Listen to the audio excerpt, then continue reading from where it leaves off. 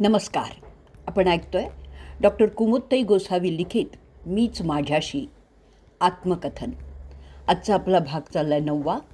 आज आपण ऐकणार आहोत हरिकाकांचं जीवनचरित्र. हरिकाकांचं जीवनचरित्र लेखन म्हणजे हाती घेतलेलं सतीचं वाणच आहे. बेळगावला याचा पुरेपूर अनुभव आला. अगदी डोंगर पोखरून उंदीर हाती आला असला तरी हेही नसे थोडके, हे समाधानही पुढील कार्यासाठी पुरेसं आहे असं मानून मे महिन्यातील सुट्टीचे उरलेले दिवस कामासाठीच वापरले. आपण जो शोध घेत आहोत तो निर्विचारांच्या अधिष्ठानातून घेतला तर शोधाचा विचार आपल्या निर्विकार बीजातूनच उत्पन्न होईल. प्रवास सुखाचा होईल, जो आपल्याला आनंद देऊन जाईल. अंधत्वाची तमा नको, तुगा प्रकाश गीत असं मनाला बजावलं आणि कोल्हापूर गाठून BL दादांच्या मुलाला म्हणजेच राजाभाऊला सोबत घेऊन काम सुरू केलं. हरिकाकांच्या या निस्सीम भक्ताने सकाळी 7 वाजेपासून रात्री खूप उशिरापर्यंत अथकपणाने आपल्या दुचाकीवरून मला हरिकाकांच्या एकेका भक्ताच्या घरी घेऊन जाणं. त्यांनीही आमचं अगत्य करून आनंदाने हरिकाकांसंबंधी बोलत राहावं, ते मी नीट लिहून घ्यावं. दुपारी माध्यान्नी ज्यांच्याकडे जाणार तेच आम्हाला आग्रहाने आमटी भात खायला घालणार हे तर ठरलेलंच होतं. रात्रीचा अनुभवही वेगळा नसायचा. असं जमेल तेवढं माप पदरात घेत घेत एक दिवस हरिकाकांच्या जन्मगावी जरळीला आम्ही जाऊन आलो. काकांच्या जन्मभूमीचं दर्शन तेवढं घेऊन परतलो. आपण सर्व तर समष्टी मिळून सवंगडीच आहोत. 4 दिवस एकत्र येऊन खेळायचं आणि नंतर आपापल्या मुक्कामी पोचायचं, असा हा खेळ चालू होता. विश्व जरी गतिमान असलं तरी आतील सूत्रधार किंवा स्फुरण हे अगतिकच आहे. जग नव्हे जगदात्मा, विश्व नव्हे विश्वात्मा असं म्हणून तर म्हटलं जातं ना. लोकप्रकटनातूनच तर आपल्याला हरिलीला म्हणजे जीवन वाटचाल शोधायची आहे. होणे जाणे सहजची असे. हे असंच होत गेल्यामुळे कार्यदिशा मिळत गेली. पुढे हिरलगा, कडगाव, गडहिंग्लज, निपाणी, कागल, आजरा, सांगली, इचलकरंजी अशा कितीतरी ठिकाणी वारंवार जाऊन काकांच्या जीवनदर्शनाचा वेधही आम्ही घेतला. गोव्यात माझ्यासोबत सदैव राहणारे गुरुबंधू पुण्याचे वामनराव देशपांडे यांनी स्वतःच्या भाच्याकडे आमच्या राहण्याची खाण्यापिण्याची सोय केल्यामुळे तिथे हरिकाकांचे बरेच भक्त असल्यामुळे त्यांच्या भेटीगाठी मनसोक्त चर्चा करून आम्ही परतलो. परतण्यापूर्वी धावत जाऊन जवळच असलेल्या शांतादुर्गा मातेचं दर्शनही घेतलं आणि माझ्या अत्यंत आवडीचं आंबा सरबत पिऊन मी तृप्तही झाले. भावभावनांची कारंजी उडवीत, अनुभवांचे नाना रंगी तुषार झेलीत चालत राहिलेली ही वाट कितीही मनोहरी असली ना तरी ती तितकीच बिकटही होती. सद्गुरू हरिकाकांच्या जीवनावर लिहिणं म्हणजे खरं तर ही पूजा काडवातीने आरती करण्यासारखीच आहे. असं असलं तरी त्या जाणीवे पलीकडील एक अनामिक शक्ती प्रेरणेच्या तारा अंतरी अखंड छेडीत होती आणि तीच तर सातत्याने काम करून घेत होती. काही प्रश्नांनी कितीही कोड्यात टाकलं तरी उत्तराच्या योग्य दिशेने तीच घेऊन जात होती. तसं तर कोल्हापूरला जेरे शास्त्रींच्या पहिल्या भेटीतच त्यांनी कोड्यात टाकत सांगितलं होतं की हरिकाका सिद्ध पुरुष आहेत, पण त्यांनी कोणती सिद्धी कशी प्राप्त केली हे आधी शोधून नंतर मला भेटावं. शोधाला आता नवीन वळण लाभलं आणि शोधांती हरिकाकांची सिद्धी जन्मसिद्ध असल्याचं आम्हाला सिद्ध करता आलं. श्रोते आणि पाहते यांना तर एकरूप करणारा हा भावाविष्कार अनेक परींनी अनुभवला. हरिकाकांच्या विशाल लोकसागरातून हाती येतील, ओंजळीत मावतील तेवढेच अनुभूतीचे जीवनमोती वेचले. हातून काही घरंगळून गेले असणार ही जाणीवही आहे. लोकसेवा, लोकशिक्षण, लोककल्याण यांचं हरिकाकांनी घडवलेलं सुसंस्कार त्यांनी घडवलेल्या माणसांच्या रूपाने बघायला टिपायलाही मिळाले. जनलोकाचे हे ऋण शब्दातीतच आहे. करवीर पीठाचे शंकराचार्य विद्यानंद भारती, ऋषितल्य जेरे शास्त्री, सुप्रसिद्ध साहित्यिक प्राचार्य पा. ना. कुलकर्णी, मराठवाडा विद्यापीठाचे मराठी विभाग प्रमुख डॉक्टर U. म. पठाण, सिने कलावंत चंद्रकांत मांढरे, आदी मान्यवरांच्या मुलाखतीतून काही प्रश्नांची उकलही झाली. या साऱ्या संचितातून हरिकाकांच्या जीवनदर्शनाला दिलेलं शब्दरूप, अरूपे घेतले रूप या नावाने साकारलेल्या प्रासादिक ग्रंथाचं प्रथम प्रकाशक होण्याचं महत्भाग्य हरिकाकांचे परमप्रिय शिष्य नागद्याच्या बिर्ला हॉस्पिटलचे सर्वेसर्वा डॉक्टर दीनानाथ सोनार यांना लाभलं. हा जगन्नाथाचा रथ समस्त हरिकाकांनीच पुढती नेल्यानेच 21 ऑगस्ट 1984 रोजी हत्तरगीत हरिकाकांच्या साक्षीने न भूतो न भविष्यती अशा आनंद सोहळ्यात या ग्रंथाचं प्रकाशन झालं. स्वामी सत्यदेवानंद सरस्वती वारकरी संप्रदायाचे चेतना स्फुल्लिंग चेतवत ठेवणारे वंदनीय धुंडार महाराज, पितृतुल्य समाजभूषण बाबूरावजी गोखले यांचं शब्दरूपी आशीर्वाद ग्रंथाला लाभले. सातारची माहेरवाशीण म्हणून मायेचा हात पाठीवरून फिरवणाऱ्या आईसाहेब श्रीमंत सुमित्राराजे भोसले यांनी या प्रवासात झालेल्या त्यांच्या प्रत्येक भेटीतून भरभरून सत्प्रेरणेची शिदोरी दिली. राज्य परिवहन विभागीय अधिकारी श्रीयुत नांगरे, डॉक्टर म प पेठे, आचार्य गोसावी गुरुजी अशा असंख्य प्रेरणादात्यांनी दिलेल्या अमृततुल्य पाथेयाची साथ संगत असल्यामुळे हा कार्याचा महामेरू पार करू शकले. या सर्वांच्या ऋणातच अखंड मी राहणार आहे. ऐसे जागविले भाव शब्दरूप, अरूपाचे रूप पूजी येले. अशी ही पूजा समर्पित झाली. आपण जे जीवनगीत गातो, ज्याची एक बाजू सुख तर दुसरी बाजू दुःख आहे, जर हे स्वीकारलं तर सुख दुःखाकडे बघण्याची समदृष्टी का बाळगत नाही आपण? इतरांशी तुलना करण्याचा मुखवटा काढून आपल्या आत्मसन्मानाचा दरवाजा उघडायला हवा. सत्यतेने स्वतःला ओळखता आलं पाहिजे. असं कळत असलं तरी वळायला हवं ना. हे मनाला बजावून झालं. अरूपे घेतले रूप या ग्रंथ प्रकाशन सोहळ्याहून घरी परतताना वाटेत सातारा शहरातून गाडी पुढे जाताना आठवणचा अंतरंग सागर उसळून आला. सोमणबाबांची अखेरची भेट डोळ्यासमोरून काही हटेना.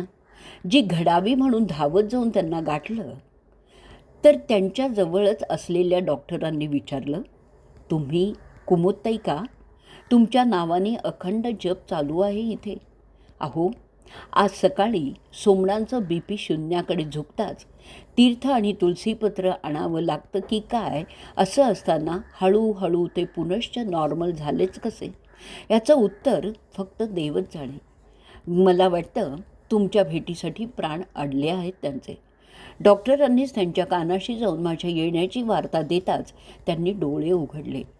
डॉक्टर आवश्यक त्या सूचना देऊन परतल्यावर मी हाक देताच त्यांनी खुणेने जवळ बोलावून त्यांच्या उशाशी असलेला एक कागद मला घ्यायला लावला. त्याचवेळी त्यांच्या भेटीसाठी आलेल्या राणीसाहेब सुमित्राराजे यांना ओळखून त्यांना हात जोडीत खुणेनेच माझ्या माथी त्यांचा आशीर्वादाचा हात ठेवण्यासाठी विनवलं. आईसाहेबांनी अतिशय उदार मनाने मला आशीर्वाद देत आश्वस्त केलं. जमलेल्या जवळच्या नातेवाईकांनी कबुली दिली की आम्ही आमच्या मुलांचे जन्मदाते असूनही एका मानसकन्येवर बापू काका सोमणांनी जे असीम, अलोट आणि अद्वितीय प्रेम केलं ते आम्ही आमच्या मुलांना आजवर देऊ न शकलो याची खंत वाटते. असं आवर्जून सांगण्यात सोमण काकांची सख्खी बहीण अक्का यांना पाहून तर मला अधिकच गलबलून आलं. त्यांनी मला हेही सांगितलं की तू माझ्या भावाची मानसकन्या नाही आहेस, तर त्यांचा आध्यात्मिक वारसा चालवणारी वारसदार आहेस. असा बापूंचाच दावा आहे. तुमच्या भौतिकातला सुतळीचा तोडाही नको असं एकदा तू त्यांना आमच्या सर्वांसमोर ठासून सांगितलं होतंस. त्याला दुजोरा देत त्यांनीच आम्हाला त्याच्या खड्या स्वरात सांगितलं होतं. काय म्हणायचं या अशा ऋणानुबंधाला? माझ्या महाभाग्याचा मलाच आता हेवा वाटू लागला. आपल्या आयुष्यभराच्या आध्यात्मिक पुण्याची कायमस्वरूपी ठेव आपल्या या मानसकन्येसाठी कल्पवृक्षाखाली ठेवून माझा हा मानसपिता 24 डिसेंबर 1981 रोजी अनंतात विलीन झाला. आयुष्यात शांत राहण्याचा एकमेव मार्ग म्हणजे ज्या गोष्टी आपण बदलू शकत नाही त्याबद्दल विचार करणं सोडून देणं. मनाला हे समजावतच होते. खरं तर सोमनबाबांच्या चिरवियोगाचं विस्मरण होणं अशक्य जरी असलं तरी त्यांनी दाखवलेल्या वाटेवरून जाताना मन शांतच हवं होतं. सातारच्या पुढील वारीत आईसाहेबांना भेटण्यासाठी राजवाड्यावर गेले असताना त्यांनी भरल्या डोळ्यांनी सोमनबाबांबद्दल मला ज्ञात नसलेल्या अनेक गोष्टी सांगून मायेने माझी समजूत घातली. विषय बदलून आध्यात्मिक चर्चेत मन गुंतवलं आणि त्याचवेळी सेवकांनी पार्सल आणून पुढ्यात ठेवताच मलाच उघडायला सांगितलं. तर त्यात KV बेलसरे बाबांची 2 पुस्तकं आल्याचं पाहून त्यांनी मलाच ती अक्कलकोट स्वामींच्या फोटोसमोर ठेवायला सांगितली. स्वतः त्या प्रतींवर मोगऱ्यांची ओंजळभर फुलं ठेवली. त्यातील एक प्रत माझ्या हाती देत हा तुला स्वामी प्रसाद म्हणून स्वीकारायलाही सांगितलं. स्वाक्षरी मागताच माझ्या नावासह प्रसाद भेट म्हणून स्वाक्षरी केली. पुढे ज्या ज्यावेळी भेटीचा योग यायचा त्यावेळी त्या आठवाचा मोगरा सुगंधूनच जायचा. राणीसाहेब सुमित्रा राजे भोसले आपल्याशी अतिशय मोकळेपणाने चर्चा करतात. साधा बोलण्यात कधीच त्यांचा आविर्भाव मोठेपणा न डोकावता तो सुसंवाद असतो. एकदा औरंगाबादला शेजारच्यांनी फोनसाठी त्वरेने बोलावून घेतलं तर आईसाहेबांचा आवाज ऐकून मी अवाकच झाले.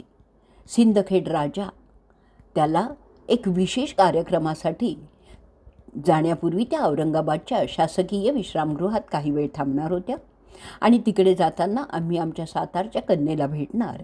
आमच्यासोबत असलेल्या 25 लोकांसह आपल्याकडे केवळ चहाच घेणार. आमची अट मान्य असेल तरच आम्ही येणार. एका तासभराचा आईसाहेबांना घरी येताना पाहून माझं मन भरवून पावलं. प्रेमाने पाठीवरून हात फिरवताना रोमांचित झालं.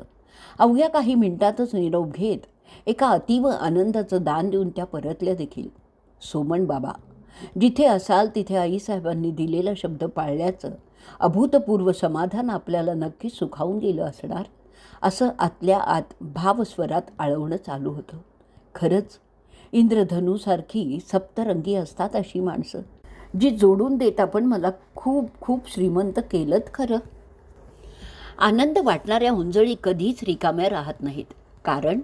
कारण त्यांना पुन्हा भरण्याचं वरदान हे परमेश्वराकडून लाभलेलं असतं. 1984 साली विशेष कार्यकारी दंडाधिकारी पद लाभल्यावर कार्य करताना याचा विशेष अनुभव आला.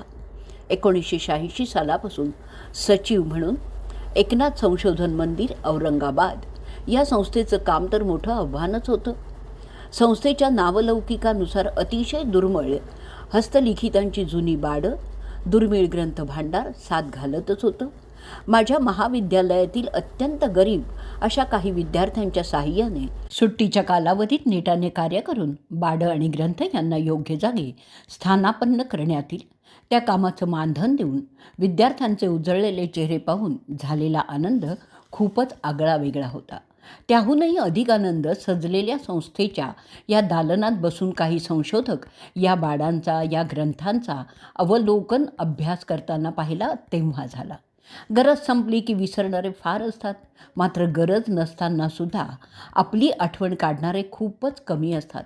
हे जाणून हाती घेतलेल्या कार्यात कशीही माणसं भेटली, त्यांनी कार्यात कितीही अडथळे आणत काटे पेरले तरी आनंदवान वाटण्यासाठी चालतच राहायचं.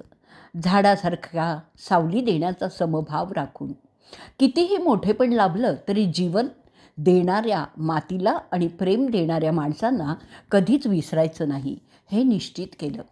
या एकनाथ संशोधन मंदिर संस्थेत एक संशोधन केंद्र स्थापन करताना होणाऱ्या विरोधाने आपली माणसंही काही वेळा त्यांच्या इच्छेविरुद्ध काही नवनिर्माण घडणार असल्यास ती पाठीमागून कसे वार करतात हेही कळलं.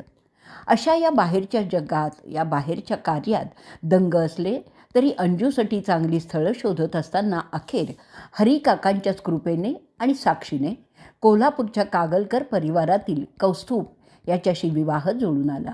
पुढे 28 डिसेंबर 1988 साली औरंगाबादला मोठ्या थाटात विवाह सोहळा साजराही झाला.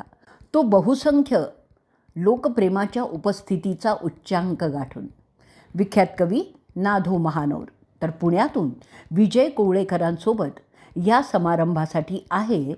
ते आपल्याच तर कुमुदताईंच्या कन्येचा विवाहासाठी जायला कशासाठी हवं आहे आपल्याला निमंत्रण?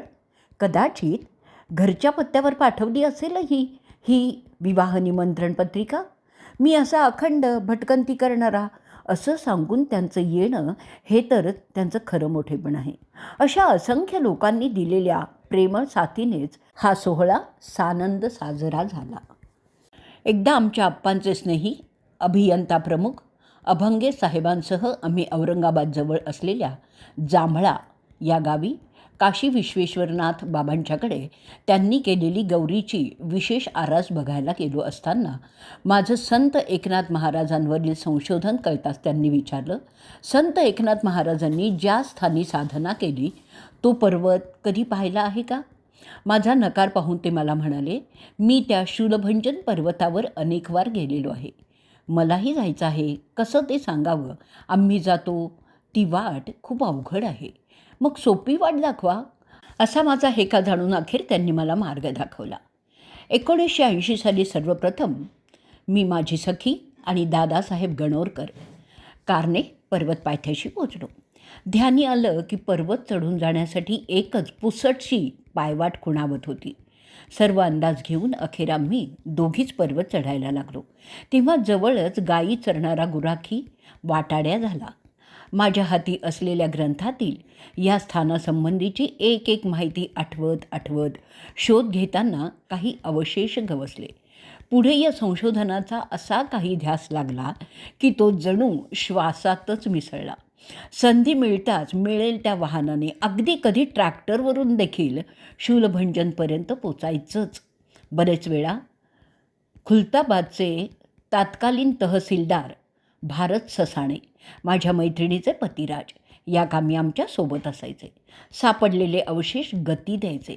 कसून शोध घेतल्यानंतर दगडी मंदिर खांब, भंगलेली एक दत्तमूर्ती, कैवल्येश्वर मंदिर, 2 बुजलेली कुंड, जी खोदकाम केल्यानंतर कळलं की ती शीतल जलाचे ते चंद्रकुंड, तर उष्ण जलधारी ते सूर्यकुंड, हे साधार सिद्धही झालेलं आहे.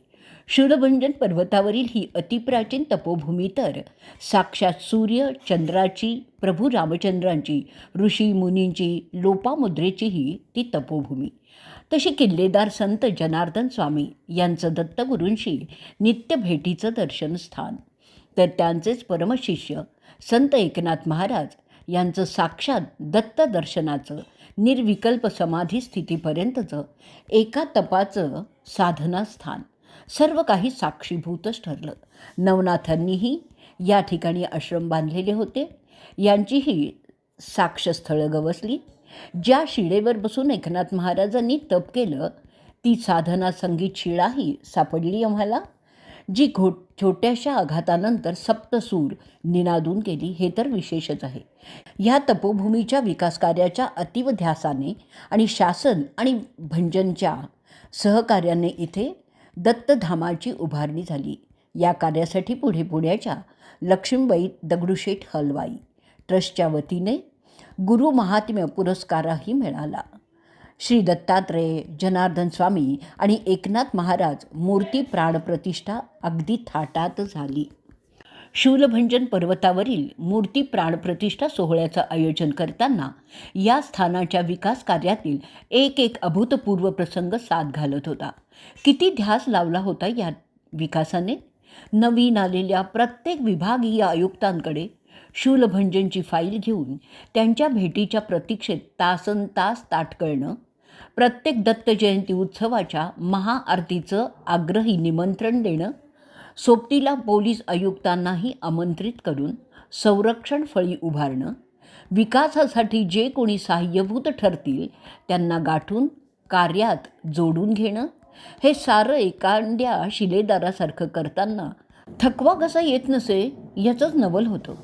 एकदा तर साधू या आडनावाचे अभियंता प्रमुख नव्याने MSCBत दाखल झाले असल्याचं कळताच त्यांना संत कार्याची म्हणजेच देवस्थानी वीज पुरवण्याची अशी गळ घातली की लगोलग कामाला लागून त्यांनी विजयादशमीच्या शुभरात्री शूलभंजन पर्वतावर कायमस्वरूपी वीज सुरू केली. त्याचा उपयोग पुढे मंदिर उभारणीसाठी आणि उत्सवांसाठी विशेषत्वाने झाला. साधूंनी साधुत्वाने प्रकाशच दिला. मंदिर उभारणी करण्यासाठी आपले कारागीर काही टिकेनात म्हणून तमिळनाडूहून आलेल्या कारागिरांनी मात्र अत्यंत परिश्रमाने आणि गतीने काम पूर्ण केलं.